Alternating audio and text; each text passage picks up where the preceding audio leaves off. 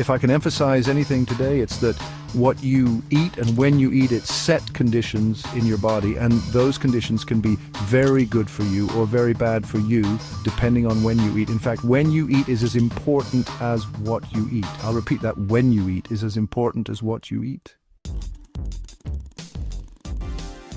Think of it this way: blood sugar and insulin go up when you eat. They go down when you don't eat, and other hormones go up when you don't eat. So there are hormones associated with a fasted state, and there are hormones associated with the eating and having just eaten state. Now, the most important thing to understand is that insulin and glucose go up when we eat, and it takes some period of time for them to go down.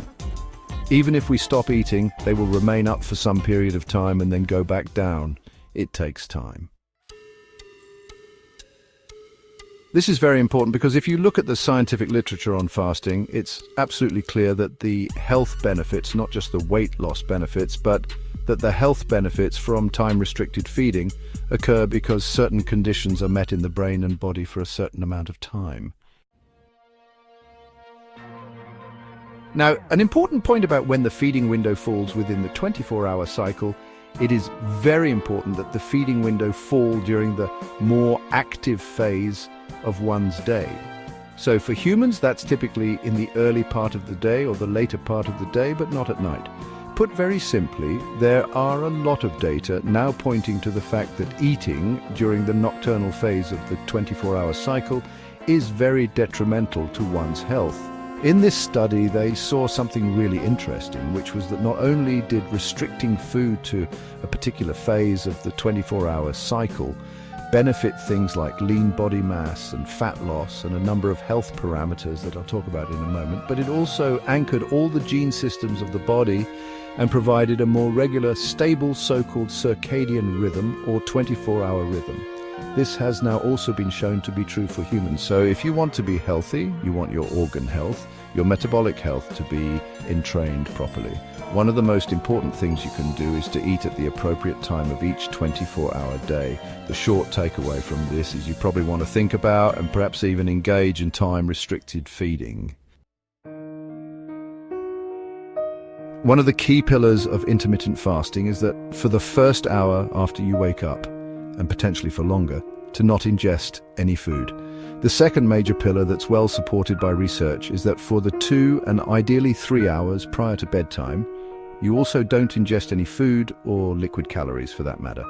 It's very clear from the research in humans that not eating any food or ingesting any calories, liquid or otherwise, for the first 60 minutes after waking up each day, and for the 2 to 3 hours prior to your bedtime, that's ideal for the parameters that we've discussed earlier. So let's deal with this first question of when is the ideal feeding window. So it turns out that the answer to the question, when is it best to eat, is actually best answered by thinking about the other side of the coin, which is when is it best to fast. Because we are fasting during sleep, it's very clear that it's best to extend the sleep-related fast either into the morning or to start it in the evening. When we sleep, our body undergoes a number of different processes in the brain and body in order to recover the cells and tissues. Many of you have probably heard of autophagy, which is essentially cleaning up, gobbling up of dead cells and cells that are injured or sick. And this is a natural process that occurs, and it occurs mainly during sleep, although not only during sleep. Fasting of any kind does tend to enhance autophagy.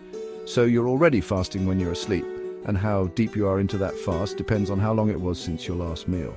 So if you fast early in the day and you've been asleep for 5, 6, 7, 8 hours, I would hope somewhere between 6 and 8 hours for most people is going to be beneficial. I mentioned earlier that you don't want to eat for at least the first 60 minutes after waking, but were you to extend that fasting to say 9 a.m., 10 a.m., 11 a.m., or even 12 noon or later, you are taking advantage of the deep fast that you were in during sleep and certainly toward the end of sleep. So one thing is certain, you want your eating window to be tacked or attached to your sleep-based fasting in a way that makes it easier for you to get into the fasted state for a period of time. So if you are like most people and you sleep at night, you're waking up somewhere around 6:30, 7 a.m. or maybe even 8 a.m. Let's say you were to push your fasting window out such that you started eating at noon and then you stopped eating at 6 p.m. Well, then you're not eating from 6 p.m. until, let's say, your bedtime is 10 p.m., but from 6 p.m. to 10 p.m. your body is not yet in a fasted state because you just ate. However, you're starting to taper into a fasted state before sleep, and then all through sleep and until the next morning and late morning, you are actually in a fasted state. You may have heard the old adage that if you take a 20 or 30-minute walk after dinner, that it accelerates the rate at which you digest that food, and indeed it does. Clearing out of glucose from your system can be accomplished through a number of different means, but light movement or exercise does increase gastric emptying time. So, for instance, if you were to eat a meal that ended at 8 p.m. and then plop to the couch, watch TV or get on your computer or go to sleep, it would be 5 or 6 hours until you have transitioned from a fed state to a fasted state. However, you can accelerate that considerably by taking a 20 or 30-minute just light walk. It doesn't have to be speed walking, it certainly doesn't have to be jogging, but just walking outside or moving around. So glucose clearing is an important aspect of the transition from the fed state to the fasted state, and just a light walk can allow you to do that.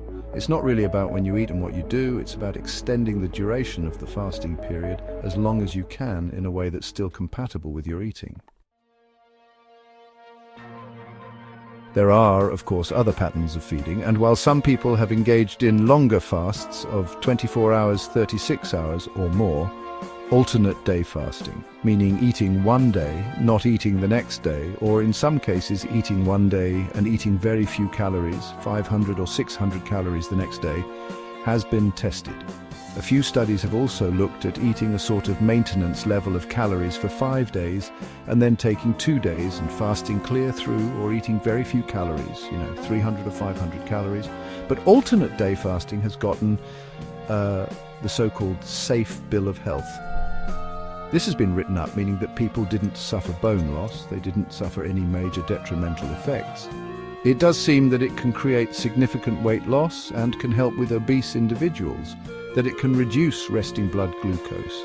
And every other day fasting in many cases can produce more rapid effects on weight loss and reductions in blood glucose than time-restricted feeding. One of the more hot-button issues out there is whether or not, given equal amounts of caloric intake and equal amounts of activity and equal amounts of nutrients, etc., whether or not restricting food to a particular window biases more weight loss toward fat loss versus loss of other tissues. Because, of course, when we lose weight, we can lose that from any number of different storage sites within the body: muscle, water, glycogen, or fat. This is covered in the review that I mentioned earlier that describes how, if people follow a time-restricted feeding schedule for long periods of time, so 60 days or longer, there's some metabolic changes in the way that people metabolize energy that do seem to shift the system toward more fat loss relative to burning of other tissues when in a state of caloric restriction. In states of caloric restriction, meaning sub-maintenance intake, time-restricted feeding does seem to bias more of the energy burn to compensate for that deficit from fat. This logically points to a case in which using time-restricted feeding with a subcaloric intake seems to be, at least to my mind, the most scientifically supported way to ensure that a significant portion of the weight that one loses is from body fat stores.